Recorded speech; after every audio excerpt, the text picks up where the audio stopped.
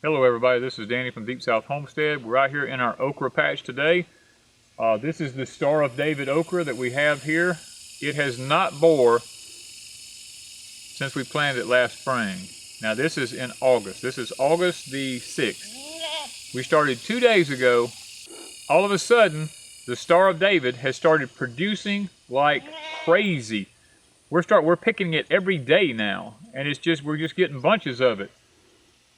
So I'm learning, the same thing happened last year with our Star of David okra. It did not do anything through the heat of July, didn't do anything in June, and when it got to August, it just flourished. So we're having cool mornings, hot days, cool nights. So I'm guessing that the Star of David, based on 2 years of study, the Star of David does better toward the fall than it does going into the heat of the summer. So now we're gathering lots of okra. You can see I'm 6 foot and something. And this stuff is way over my head. A lot of it up in here, I'm having to reach up and break the okra out of it. And there's just piles of okra in this stuff. It's blooming every day. We've got pods of it everywhere. I can pull it over. You can see this is what it looks like. There's one here, one here, one here, one here.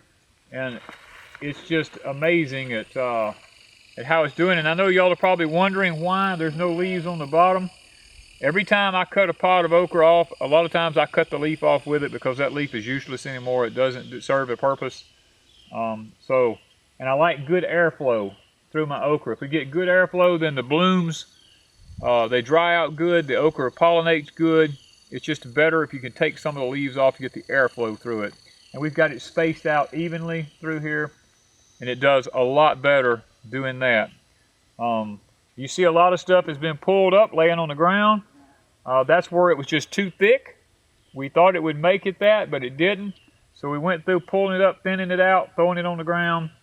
And the reason the ground is so clean up under here, I've also learned that when you cut these big okra leaves off and you let them lay on the ground around the okra plants, nothing will grow around that plant as long as that leaf has been laying there.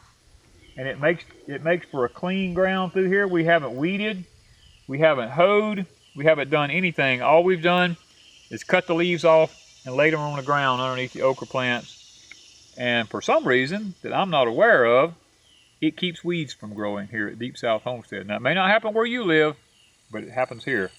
So that's how we keep the weeds down in our okra too. So I just wanted to share this tidbit with y'all about the Star of David okra and what it's doing here for us in the Deep South. Don't give up on yours if it's not producing okra, because it just might produce the closer toward fall it gets.